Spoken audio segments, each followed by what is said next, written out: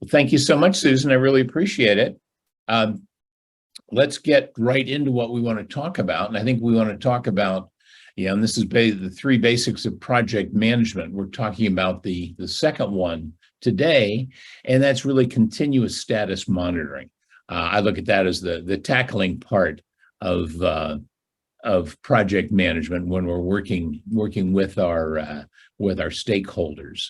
The first one was really about stakeholders. What we want to talk about today is looking at how continuous status monitoring really is critical to successful project management. As I'm sure many of you heard all the anecdotes and sayings, you can't drive a project by, looking in the rearview mirror. You can't do anything if you don't measure it and you don't monitor it, all those things. But in the reality of it is, one of the ways you get to that is having continuous status monitoring. We base a lot of the work we do. In fact, we base all the work we do on our ISO 9001 2015 risk-focused quality system. And I'll show you some more of that and how we actually do it. And again, we want to look at, so the starting point really becomes the KPIs for each project. How are you measuring? What are you doing? What are those key process indicators that you're going to look at and measure as you go through your project? So today we want to talk about continuous status monitoring. Last time, a couple of weeks ago, we talked about stakeholder feedback and blocking. You can't do continuous process management if you don't know who your stakeholders are. It's pretty much that simple.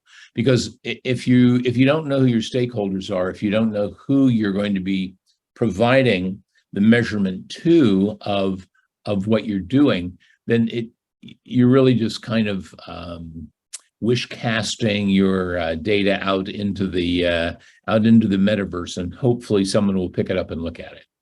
So that's the real key is understanding who your stakeholders are. And if you didn't sit in on this one, I would strongly recommend take a few minutes and go back and look at it in the library.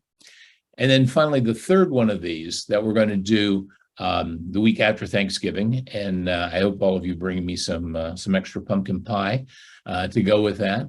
But that's going to be independent verification and validation. And this is kind of the fumble effect. If you don't do it, you're going to be fumbling. And we'll talk more about this specifically. And the independent IV&V, one of the examples I want to talk about and use is a multi-year project where a group of us from the University of Texas in the engineering school worked and came in and did independent verification and validation on a multi tens of millions. In fact, I think it was well over $100 million software development project for one of the organizations in the state of Texas. And it ended up with testimony in front of the state legislature, the Legislative Investigation Group. So you never know where independent verification and validation will take you, but I strongly recommend, if you have time, to sit on this near the end of November. So continuous status monitoring, the idea of tackling. This is the tackling part of our project management. And I think there's four main things we want to talk about. We really want to say, what are we talking about? What does continuous status monitoring mean? Is it hardware? Is it the software? And my feeling is no, it really is focused totally on the project. The KPIs are the important things that you want to measure, and you have to have the agreement and understanding that these are the KPIs that you're going to use throughout the project. They can change, you can add, you can subtract as you know more about the project and the project evolves. But if you don't have any KPIs, you really don't have a project. You've got a hobby going on with a group of people in your company, and they're enjoying themselves, but they're not going to have anything ready to deliver. So when you talk about the whole idea of it and what's behind continuous status monitoring, I want to look first at Google. What does Google have to say about it? I like to go to use Google, and especially the trends in Google, the trends functions application in there, because that kind of tells me what has been the interest. Is there interest in this? How do we look at the interest, and so on? Then I want to look at SCADA, not a term that's widely recognized unless you're in the process control industries, you're in pipelines, things like that. But SCADA is supervisory control and data acquisition. Kind of a mouthful, but what it was the original way that you collected processed data, and in some cases you had a minimalist type of dashboard. These were again used very much for any type of processing, looking at the flow of electricity through your grid, looking at what was flowing through your pipeline. So SCADA was one of those things that looked at that and measured it. Dashboards. We all have dashboards. You can't go anywhere. You can't see any application today that doesn't say we have a dashboard. It's kind of this, that there's some things that occur, that happen, that remind me of Clippy back from, was it Windows 98? I can't remember what it was, with this horrible, irritating meme that would come up and try and help you. And that's kind of what dashboards are like today. And then mobile apps. Can't go anywhere also without having a mobile app. You got to have an app for your iPhone or your Android, so you can look at these things in as they're really evolving in real time while you're sitting in Starbucks drinking a cup of coffee and ignoring the people who are sitting around with you. Also, once you get to be of a certain age, mobile apps on phones just don't do any good anymore because you can't see them. So let's look at what did Google find? What's Google going to tell us about this? And if I do continuous status monitoring as a phrase and try and look at Google Trends, interestingly enough, it comes back and says, your search doesn't have enough data to show here. Now, this is one of those things, if you don't have enough data in Google, you're pretty much out of luck. So what it tells me is that continuous status monitoring is something that as a phrasing that we've kind of just on the initially dreamed up. We use it for software, and we may want to use it in software development, but that idea of the whole idea of that one phrase doesn't exist in Google right now. What does exist, if I look at status monitoring, and status monitoring very, the majority of it was back in the very beginnings of Google, lots of requests for it, but you can see it's kind of flattened out, that red line going across. It's really dampened out. Now, the other thing is we still have continuous status monitoring, and that's the blue line on the bottom. It's kind of flatlined. Interestingly enough, when you start doing some comparisons by region, the idea of status monitoring, India and the United States are the main areas where you get, people are looking to get hits on status monitoring. And then finally, we look at SCADA, and SCADA is the real big winner here. Again, a lot was done back in the beginnings of 2004, but that's tapered down, but it's still infinitely higher than just status monitoring or continuous status monitoring. And what I find interesting here is that the four highest areas where you have the interest for SCADA is Qatar, Oman, the United Arab Emirates, and Ethiopia. You say, my gosh, why would those be the high ones? Well, those are high right now because of the fact that there are a lot more pipelines and processing plants going in. There is more industrialization going on in those areas. So you'd see more of that type of SCADA systems. I think we're number 17 on this right now. But again, these are the hits for SCADA on Google. I think this is, again, important. You say, what can Google tell me about it? It's a good first start to look and see, is this a trend? Is it the beginning of a trend, or is it the end of a trend? And I think, to me, this is kind of a continuous state. I think there's just a low-level state that works behind that. So that's this Google Trends, and Google Trends looking at SCADA, at continuous status monitoring, at status monitoring of itself, gives you this idea that, it's interesting. but it's not going to burn up Google. So what was the next thing we want to talk about? Well, we want to talk about hardware. Continuous status monitoring is really hardware focused, and although we can take an enormous number of ideas and processes from the hardware realm, we want to be very careful to not try and take everything. Continuous status monitoring really looks like this. This is an industrial valve using a wireless sensor network. And what you can see is how it's kind of put together and prototyped, and lots, and I got nice red wires on it and blue wires and everything else.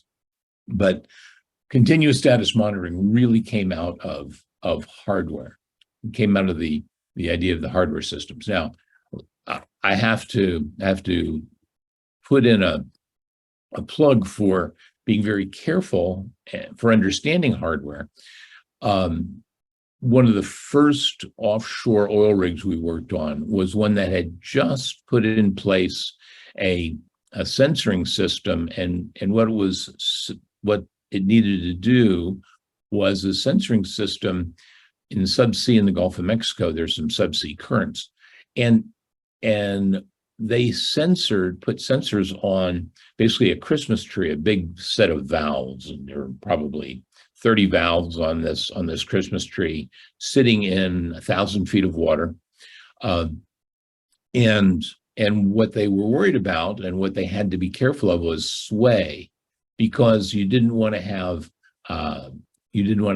the drill bit get caught, because one of the parts of it was a drill through, so it was drilling through one of those areas, one of the big valve sets. One of the other ones are just, you didn't want to have the sway because there was a number of pipelines that were connected to it. And so they wanted to monitor the sway, and the sway could be anywhere from a couple of millimeters to 10 centimeters. Now that's a whole lot to have to deal with if you've got a pipe string that's 1,000 feet long going down. So they built this system, and there were some smart software guys that did it, but didn't know anything about mechanics, and they didn't know anything about, they knew software, and they actually put an Oracle database together that was on this rig, and they had it set up so that when sway got so big, it would shut down the drilling. And they brought it up, and 2 days after they started it, it shut down the drill floor. And I said, my gosh, the sway's got to be terrible. What's going on? They finally looked at it, and they actually had to fly out the Oracle guys. And what they had done was they had set up the sampling, so the sampling rate was done at milliseconds. Well, sway, if you know the amplitude of the sway and the time on it, it's seconds. And at the most, you should take a sample every 5 seconds, not every millisecond. What happened was they filled the disk, and when they filled the disk on the I think it was a VAX that was running Oracle, it sent out a warning, and that warning, when they only had one warning coming out of it, and that was that the sway was too much, so it sent that warning out and shut the drill ship down. And it took them several days to figure that out, to find out what had happened with it. So hardware and software work very well together, but you've got to really understand, if you're going to do continuous status monitoring, you've got to understand what kind of monitoring you're going to do and what's going to be the impact on your overall system. SCADA, this is what SCADA looks like. This is a molasses tank and recovery melter. And so this is all hooked up. You've got all the sensors on the tanks. Everything comes through, and you can watch and see that the flows are all going, the valves are all going correctly. And this is what SCADA looks like. So when you think of SCADA, when I think of SCADA, I think of something like this.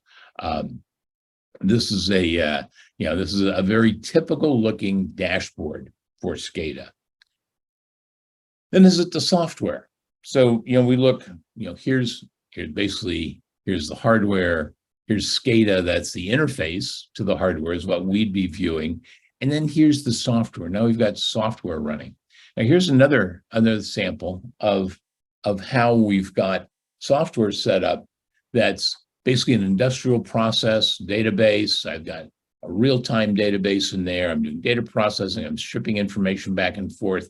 The graph, the diagram, the flow chart on your left is really what is going on the right. And here you now see that here's, again, looks like a strip chart that's set up that you can see all of the different windows, and you can watch your software execute. Again, this is the software execution, so you're one level of abstraction away from the hardware, possibly two levels of abstraction away, depending on what you're doing. So as you think about continuous process monitoring, you've got to understand what it is you're monitoring, and then how far away are you from the real thing that you're trying to measure. And once you get too many levels of abstraction away, you find out that the data is no good anymore.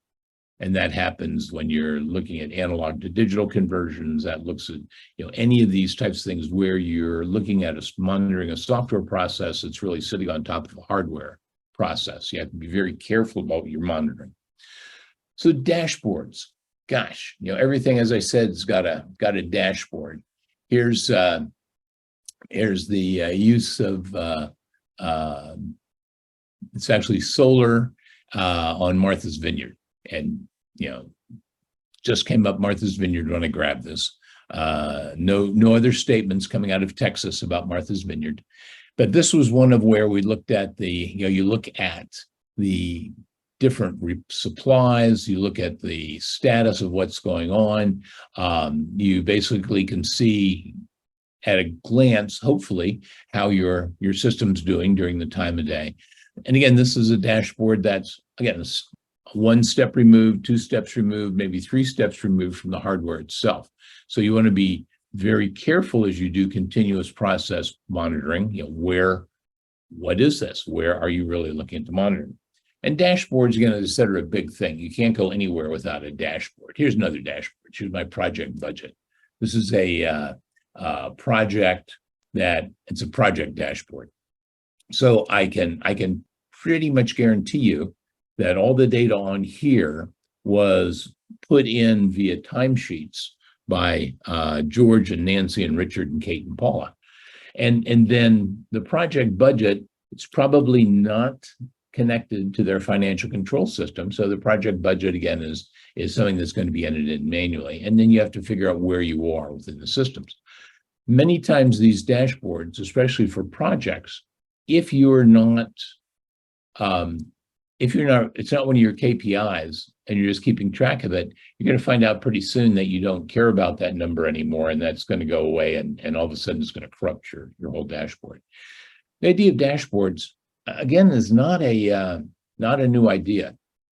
In the early 1980s, we put a system like this in place in our software development group at Los Alamos Labs.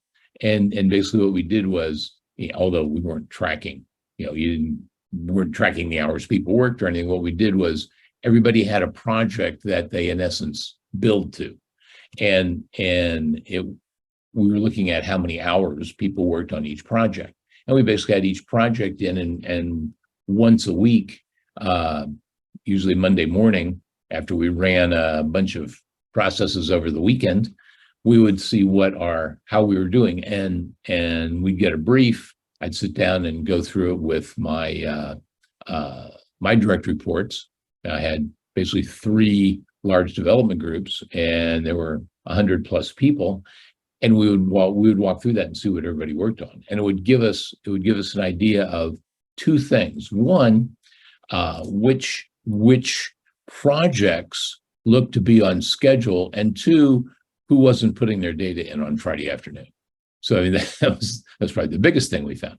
But it allowed us to manage our projects by monitoring them on a weekly basis.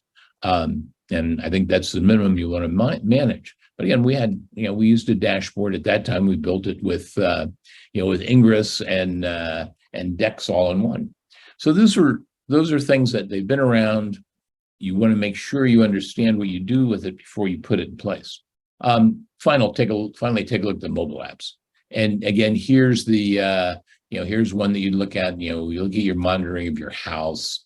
You're basically doing continuous monitoring of what's going on in your house, your light, your energy, and so on.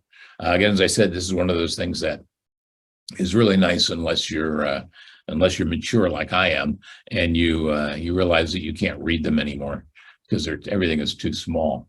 So I like them. I'm glad there's a mobile app out there. I personally don't use them. So when we've now looked at hardware, software, dashboards, for us, as we look at how to do continuous monitoring, we look at it from the point of view of the KPIs. For us, it's one of those KPIs, and the KPIs that we have are within our quality management system. And again, if you've got a quality management system, whether it's a 9001 or another one of the others, you want to make sure that you actually use it and that it's integrated in with how you do projects and how you do your processes. So with our KPIs, we start out with we want to establish, maintain, and continually improve our quality management system. So we want to make sure we stay within the bounds of that. That's an important way to measure what we're doing. We have to maintain a pool of competent surveyors and a body of solution knowledge to support delivery of the services. So what do we have to measure there? Well, we have to measure the competency of our surveyors. How do we do that?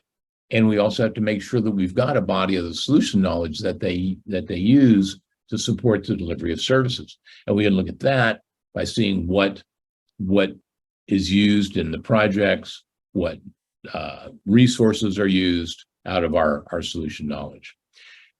We have to also understand the requirements, both of our customers and our stakeholders. And I'll go back to that idea that we look at customers as being our major stakeholders, but I like to separate that out between customers and stakeholders because you can't ever forget the customers, because whatever we do, whatever we have that's going to measure a status, it's going to measure any type of continuous process improvement, it has to be focused on the customers. We have to understand what their requirements are, and that's a critical set of KPIs.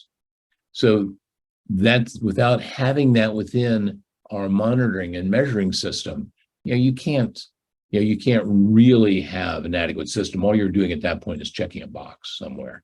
You want to make sure you plan and execute the delivery of the services.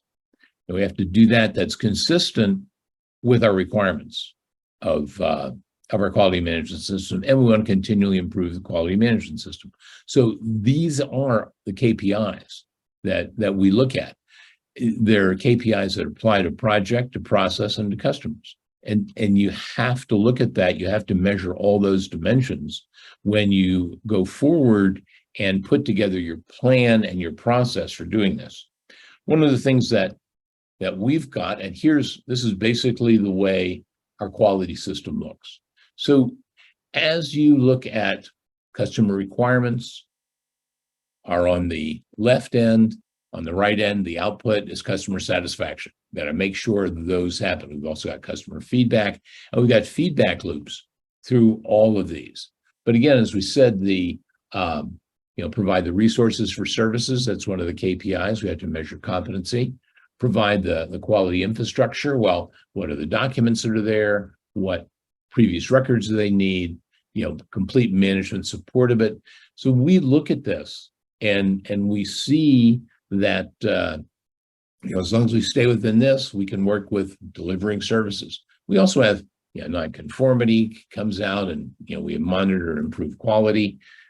Part of our KPIs is again monitoring and improving that quality. And so that's a continuous status monitoring that we do. It's not just the project, it's not just the customer, but it's also the process. And many times I think we forget that there's that the process is involved and we need to improve that process. So this is the wiring diagram behind what we do within our management system for continuous status monitoring. So how do we do it? For those of you who were possibly in the first one of these, where we talked about stakeholders, this is the, our KPI-based continuous status monitoring is based on our basically our project management system. You can think of what I'm going through now, the screens that I'm going to show and talk through are really, this is my project management system. This is how we do work. The main menu has a project quality tracker, project details, project quality plan, project execution plan. It's got a checklist generator. Now the checklist generator is where our surveyors are going to then be able to generate the checklist for each project based on the type of the project and also on the customer and the customer's requirements. And that's also captured within the system. So that is the way we monitor the KPIs, is do they have what they need? Surveyor details, that's where we make sure they're competent. It's the competency checks. We've made sure there's no issues where we don't have a surveyor who hasn't been validated that he's competent to work on that equipment. So all of these work together, and each one of these has a component in it for doing our status monitoring. And these are real time. When they get updated by our surveyors or on projects, when we get updates through our project, basically our timekeeping system, that information gets put in there. When there's information that comes in on opportunities, that gets logged in here also, so that the sales folks have they've got a vested interest in keeping this up to date. So this is the main menu. When I look at the opportunity dashboard, and again, the opportunity dashboard and the main menu right below that, I've got a home, which I looked at an opportunity dashboard, and I've got an operational dashboard. The opportunity dashboard, I can look at anything that's more than 30 days out. I can look at it by specific owners. And what I want to look at, here are, again, the different opportunities. We have this integrated with Salesforce so that our sales folks don't even have to go in the system if they don't want to. They can stay in their world in Salesforce, but it's integrated together. This gives us a heads up. I can see some estimated start dates once a project is there and there's bookings. That's information in there. So this gives me, as a manager, a look ahead to see what projects are coming down the pike. How soon are they going to be here? And what do I have to plan for? So I not only have to have continuous monitoring of projects that are ongoing and working, I also need to know what's coming up, sneaking up behind me to surprise me when I don't want to be badly surprised. And finally, the operational dashboard lets me know what projects are completely in work, what are their start dates, who are the active surveyors, and also the idea of this operational dashboard. I can look at any one of these projects. I see the start date. I can go to the project and look at the end date. I can look at what's been billed against the project. I can look at what the issues are. One of the important things that we capture in here are the issues. So a critical area for doing status monitoring, one of those is what are the issues I've got and how am I handling those issues? Also, I can look and see who my active surveyors are. And I can look at, and on any of these, if you look over on the right side, there's a tab where I can make notes on any of these, either the projects or the active surveyors. I want to know when they've been an active surveyor is going to be demobilized. In this case, Mr. Rodriguez is going to be demobilized on the 16th of September and then remobilized 3 days later on the 19th of September. So this is one of those cases where for HSE purposes, health, safety, and environment, you want to make sure that they've had enough downtime, and you want to make sure that there's not an issue with where they're going and too much travel time. So there's a lot of information that you're going to have for this continuous monitoring. And again, you can have some kinds of dashboards, but many times, the dashboard isn't going to help you a whole lot. You need to go right into, those menus.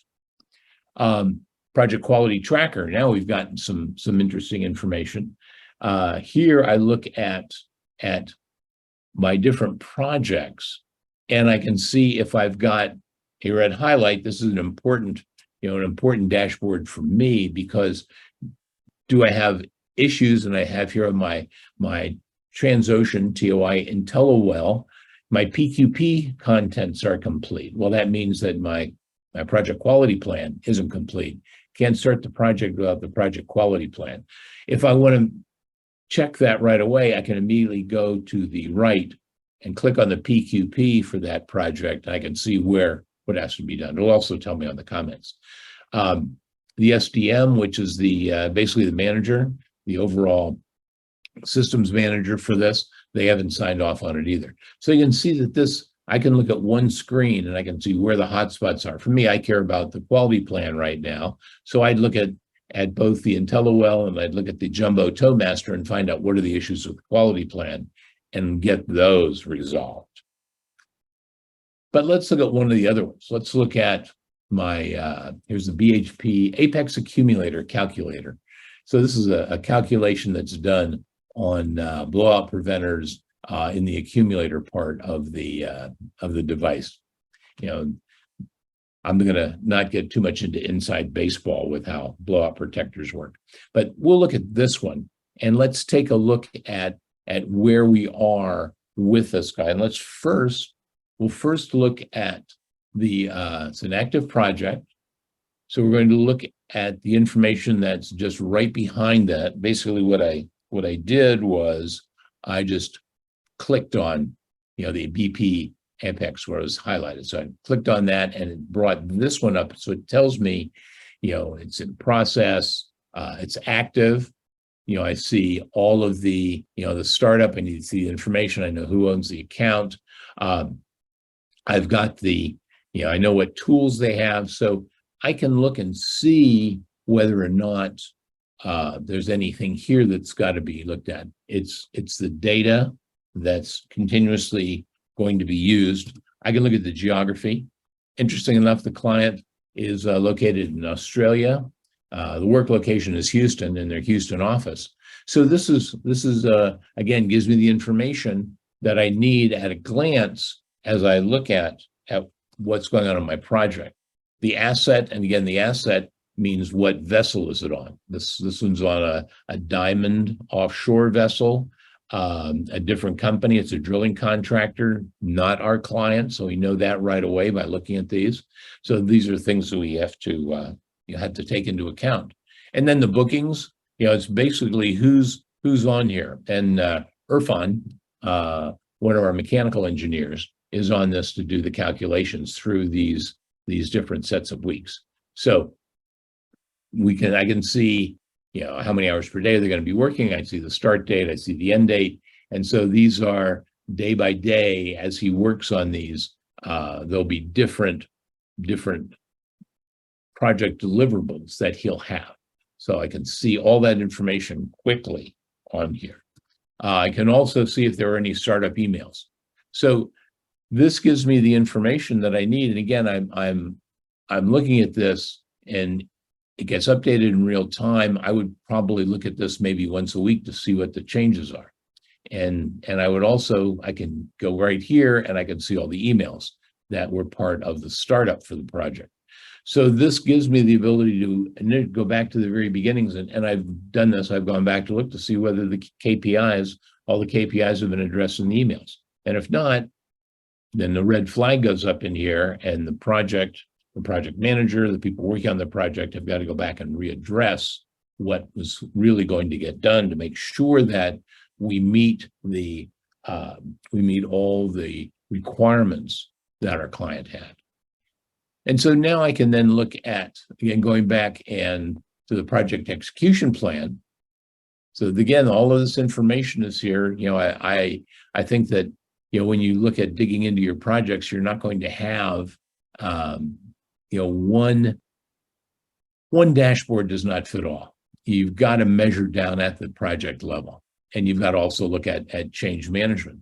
Change management is one of those interesting things that we need to measure, because if you don't measure how many changes occurred within your project, you're really not going to know where you went off track.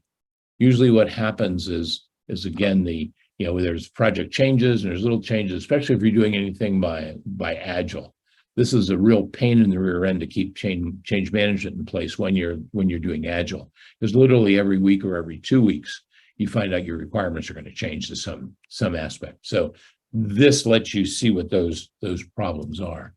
The scope, you look at what is really going to be in here, and you can select all the packages you want. You can see that this one is over in the far right, and what it is, it's the well control equipment. So all the well control equipment are within the scope. They check those boxes. That then gives them the information they need. We know as we measure our KPIs that they got the right information because they checked the correct packages that they needed. So again, this lets us work towards measuring everything for our KPIs. The deliverables just going to be a final report, so we know that where that is in the ongoing work. We also know that people keep in mind that it is a final report. Who's the assignments? Again, we haven't made any further assignments on here because we only have the one area, and we know who that's going to be, the one engineer. And the staffing, again, one engineer, and they're basically assigned to everything. Kickoff meeting. So we saw that there was a kickoff meeting, and that was done on Teams, and it was on the 27th of May. One of the things we measure on our progress and as we go through our projects is, do we have the right kickoffs? Are we doing the right interfaces that we need to do with our clients? And this is a way, again, that we can look at it to help manage our clients. Weekly checkpoint. I think, and you can see the justification. We do a quality of service calculation for each one of our clients, each one of our projects, actually. And this weekly checkpoint, this provides me that status measurement that I need. Again, we're looking back at, this is a people-oriented process, people-oriented projects. So we're not measuring the flow through a flow gauge. We're measuring what happens, and are our processes followed, and are our surveyors competent. And this is again a weekly checkpoint. My feeling is that for a project, if you're a project manager or a program manager, you need to have at least, you're running multiple projects, you need to have at least a weekly check-in. You can't do it. You don't want to do it more than that, because you're really, every time you ask a question to a project team, you're eating up their time and you're eating up a lot of your own time.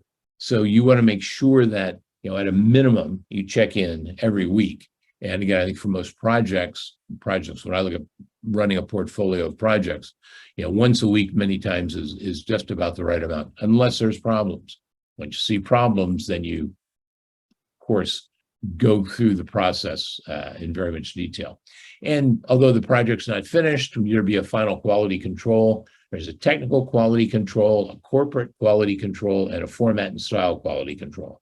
Technical's focused on us. We look internally when we do these quality control checks. Are we following, did we do the right thing based on our best technical understanding of what the problem was? The corporate one is, how are we addressing what the corporate needs are, both ours within our quality management system, but also our customers and our clients and the stakeholders. And then format and style. Did we do it the way we want to do it? One of the biggest things that we found through the measurements was that we were actually putting out too much information. That what we needed to do was expand the executive summary and put in a lot of appendices, because our clients weren't reading the reports because they were too big. And so we decided that, working with our clients, and this was a finding that we had after measuring our quality, that we just made our projects and our quality, our deliverables, smaller. And then a wrap up. Finally, you'll have a wrap up. If in any of these areas, see the blue highlights our quality management system, the instructions for doing this, always available, ready to go. And this is done by an external quality person within that division, and then looked at the overall quality manager. And we look at, doing these quality of service scores. And we do a quality of service scores for every project. So there'll be multiple projects within customers, and that's a measurement. When I look at status monitoring, that's a status that I want to know. I want to know that as quickly as possible in case there's any red flags come up. Again, all part of project management. So again, we'll go back and that was the PEP. Here's the project quality plan. And you can see again, a lot of the same information, and the information is only in there once. We just pull it out because what your focus is. This is a quality focus. The other was an execution focus. And we want to make sure that, again, we have all the information in here and we have everything in place for customer expectations. So the project information's here, work location, again, you can see a lot of it the same. Critical here is, was there an SDM sign-off down at the bottom, the lower right? So this drives a lot of how the project moves forward. And the SDM can put in any of the comments they want or any notes that are required if there was a non-applicable. So we make sure that we collect the data. Now let's go to the HSE. HSE, again, the monitoring, this is one of those areas where, depending on the risk level and the risk matrix, and this one hadn't been signed off yet by HSE, but it would be a low risk because it's done in an office in Houston, Texas. They're not traveling to Singapore. They're not on a rig off Brazil. They're not in the North Sea. It's a very low risk. So there would not be much else that would be in here. There wouldn't be any requirements. But some of the measurements that we take from this and across the board is we look at required health, safety, environmental certificates.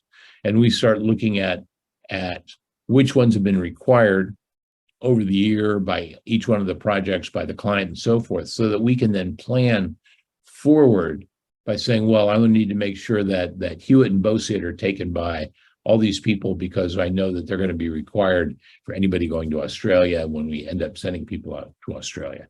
So there's a lot of data that you get from this, from doing the status, this continuous monitoring of your project. Here is, this is the risk management, and the risk, the main risk control here was the document risk. And again, the SDM, gentleman Ross, is going to monitor the document package management, receive quite a bit of documents to complete the task, need to ensure we store them accordingly. So again, this is one of those status reports that we have to get status reports on a weekly basis, and we're measuring on what documents do we have for our clients, because all these are covered under non-disclosure agreements, and we want to make sure that they're protected correctly.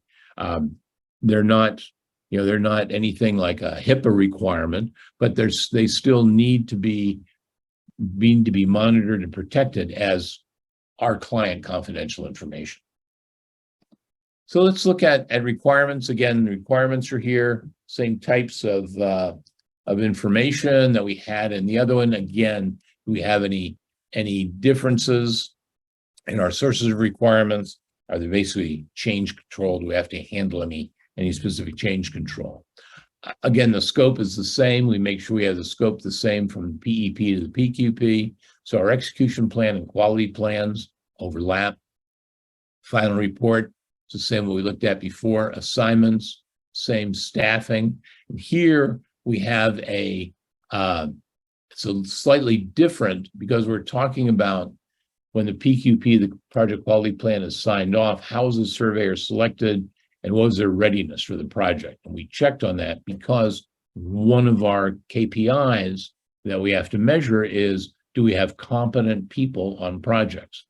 This lets us manage that. This gives us a heads up for the project right away. And we have had areas where we've had a specific surveyor who was requested by name by the client who we didn't feel was competent.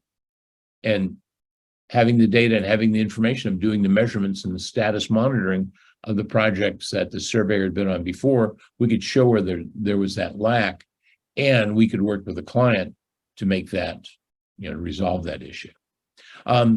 Basically, startup, do we go through the startup checklist? Was that all taken care of? And we've got some specifics down here, especially was it a project for British Petroleum?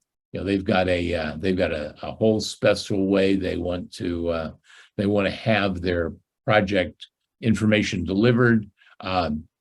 So those were some of the things that we learned as we kept monitoring this. And then sign-offs, who signed off on it.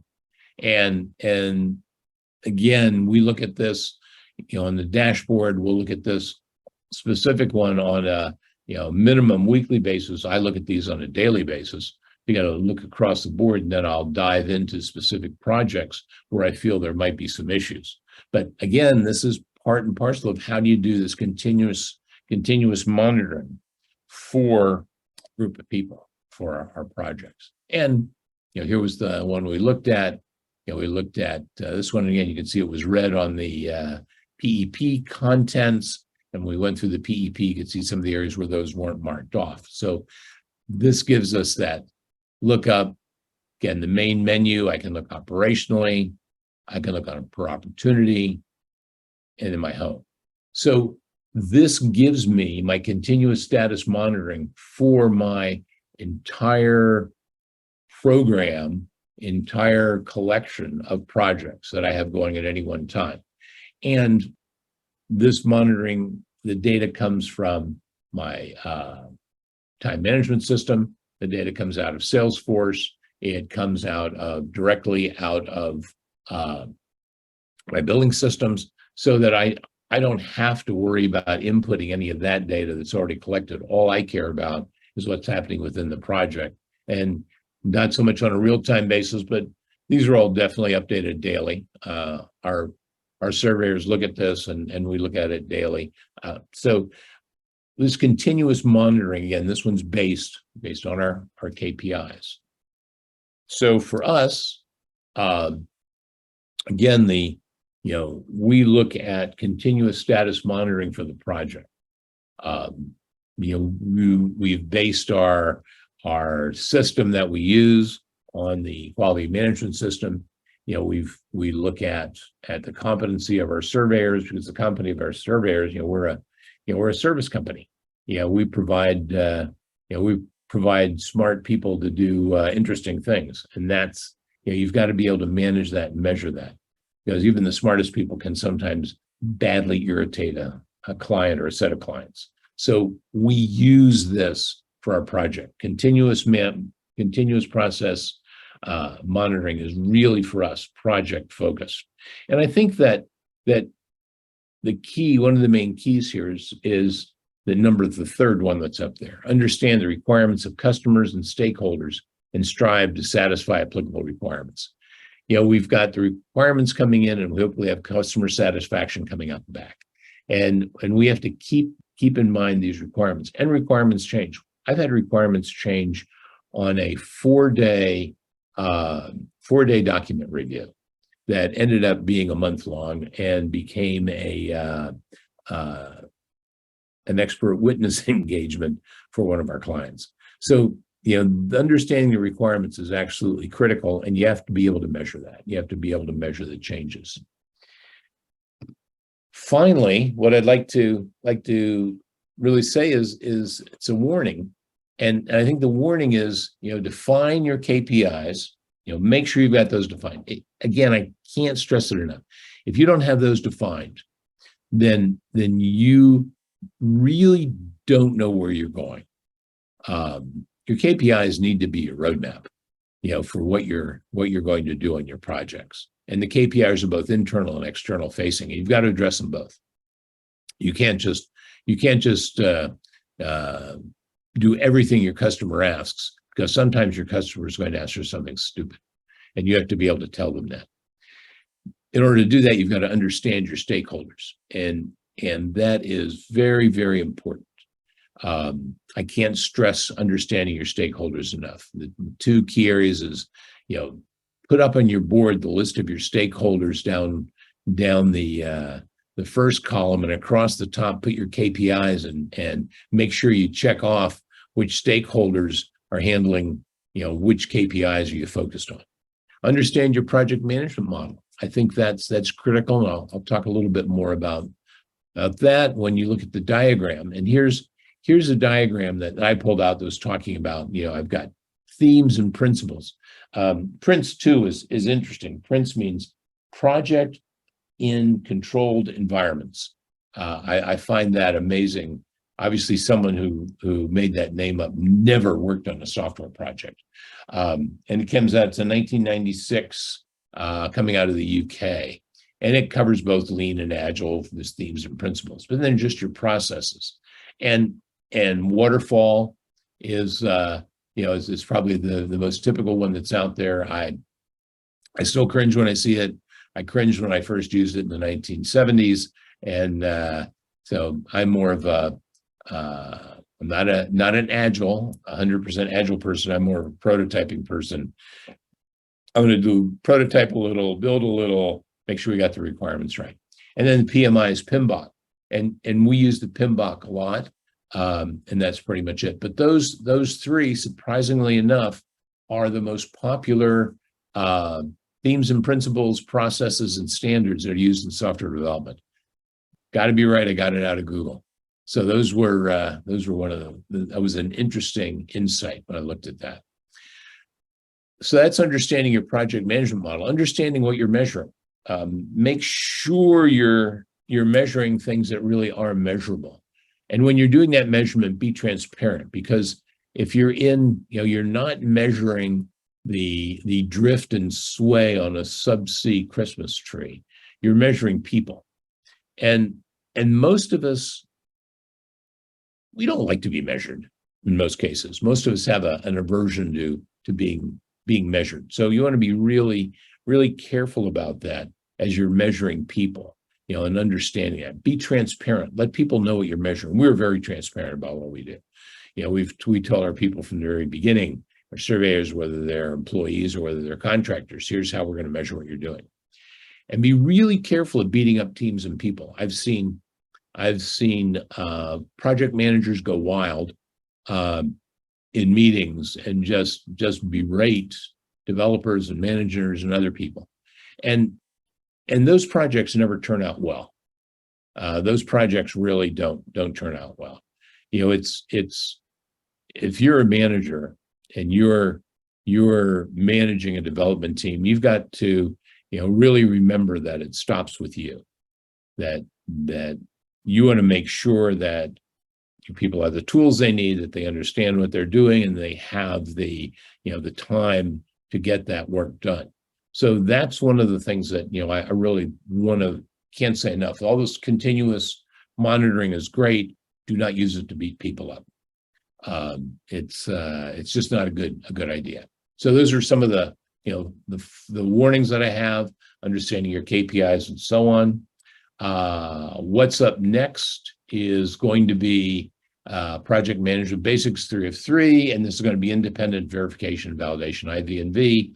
I'm not going to talk about my quality management system anymore. You'll never see those screenshots again, but I'm going to talk about how we did it within this one project. And again, I look at it as this is the chance to fumble, and fumble big. Don, as always, it's a pleasure, and thank you for presenting with us. Well, thank you, Susan, and I want to thank all the participants. It was enjoyable as always. And again, please reach out if there's any questions that I can answer for you. Be more than happy to answer, start a dialogue. Bye. Thank you all.